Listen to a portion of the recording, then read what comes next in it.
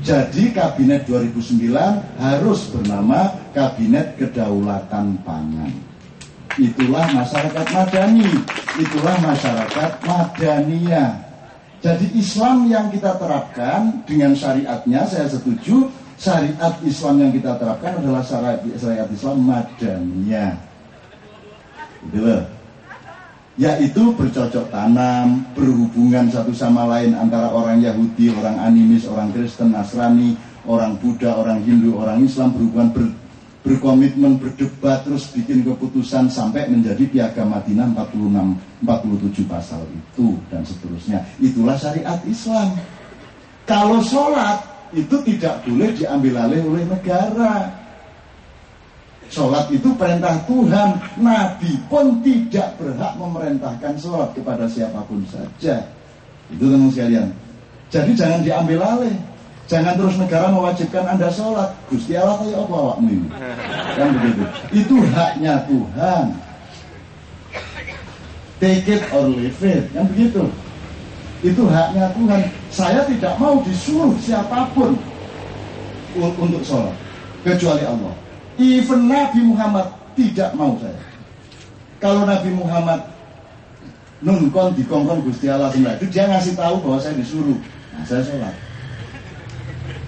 Nah, nanti teman-teman sekalian, nanti akan sampai kepada ada satu struktur yang sangat penting yang nanti mudah-mudahan terjelaskan setelah saya menjelaskan poin-poin ini ya. Tolong diingatkan mengenai bahwa yang berhak itu Allah ya. Allah. Itu namanya ibadah mahdhah, tapi ini bukan pengajian dan pengajian seperti ini jangan sampai keluar di Istiqlal, di televisi dan seterusnya. Nanti terlalu cepat pinternya orang Indonesia, nanti rusaknya agak terlalu tidak lama ya. Kita butuh kerusakan lebih lama. Jihad ya, jihad itu semua orang. Kalau seorang aktivis kayak Iwan, dia mujtahid, dia mujahid, strip mujtahid, karena yang dia lakukan adalah jihad dalam aksentuasi intelektual yang namanya ijtihad. Tapi kalau Andre itu mujtahid tetapi dalam konteks spiritual, karena yang dia lakukan adalah jihad mujahadah, bukan jihad ijtihad. Ini mujahadah spiritual. Nah itu dia mujahadah.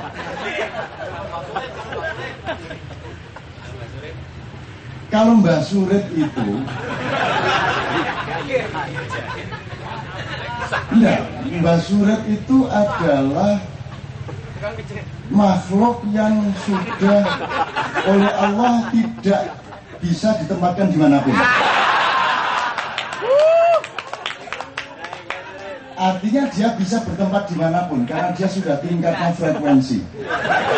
Itu makhluk kalau dalam istilahnya Sabrang waserta namanya.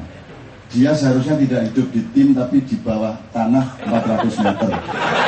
Jadi mulai kok bunyi nyeleng sampean. Ya, itu jihad Islam seterusnya, dan ada banyak istilah-istilah Islam lagi yang kemudian saya jadikan wacana di gereja-gereja, dan ada banyak hal yang saya sampaikan di sana sehingga mereka menjadi segar ketika memberikan misa, karena selama ini kan misanya kering dan seterusnya gitu. Nah mulai tak kasih misalnya hari pertama kita pentas di gereja Triumfator namanya, dan saya ngomong mereka tanya mengenai terorisme segala macam. Ya karena teroris itu kan sukanya makan padi, maka mereka jadi teroris. Mereka apa makan padi? Ya kalau di sini makan gandum. Loh. Terus saya tanya, you know rice? Oke. Ya saya know, dia bilang gitu. Oke. You eat rice? Yes I do. I eat rice. Tapi rice ini kan belum jelas. Rice ini sego, nasi, apa beras, apa padi. Dalam bahasa Inggris sama semua. Nah hanya orang Indonesia yang bisa menjelaskan.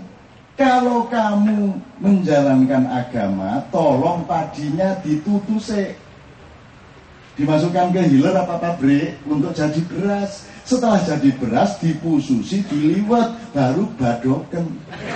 Nah ini padi sudah dimakan, ya mesti nyamuk sampai ya. Jaran kepang mangan pari, kan gitu kan.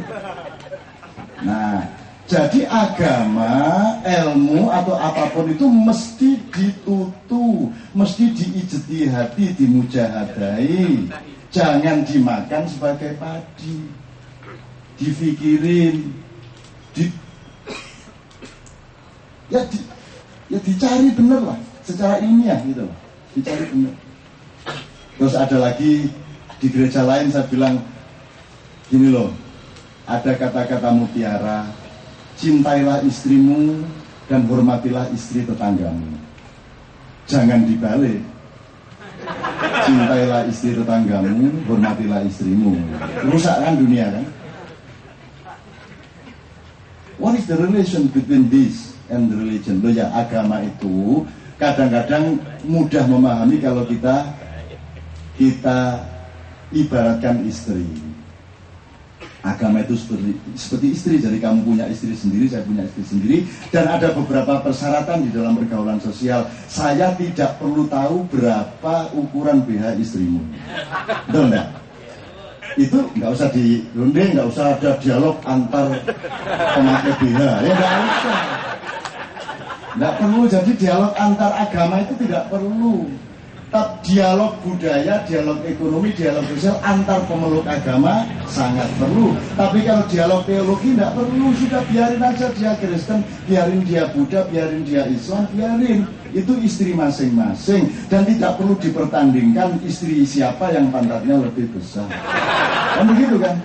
Oh, baru ketawa cekikian, iya. Wah, hari ini saya lebih cinta kepada istri saya. Akhirnya mereka segar, karena kita hanya di Indonesia ada istilah-istilah seperti itu. Guyon yang tidak karu-karuan gitu. Tuh, teman sekalian. Nah, itu contoh-contoh saja.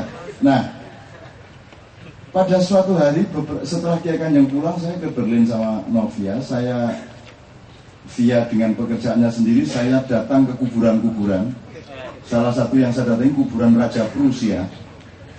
Saya SMS Andri langsung, Raja Prusia itu adalah Raja Barbar.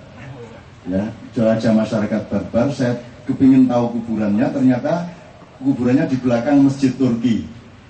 Dan situ campur sama, ya ada kuburan Katolik, kuburan Kristen, kuburan Yahudi, kuburan Islam, kuburan animis. Cuman uniknya itu semua arahnya ngikut Islam.